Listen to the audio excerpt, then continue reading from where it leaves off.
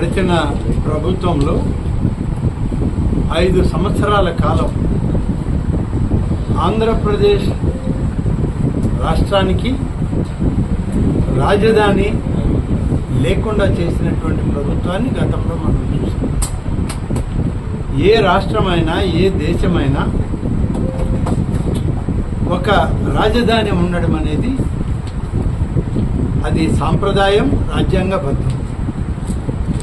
రాజ్యాంగానికి విరుద్ధంగా కూడా 5 సంవత్సరాల ఆంధ్రప్రదేశ్కి గతంలో చంద్రబాబు నాయుడు గారు ముఖ్యమంత్రిగా ఉన్నప్పుడు అమరావతిని రాజధాని చేయాలి అని చెప్పి దాదాపు ఆనాడు రైతులు 39,000 మంది రైతులు 50,000 ఎకరాలు రాజధాని కోసం విరాళమిస్తే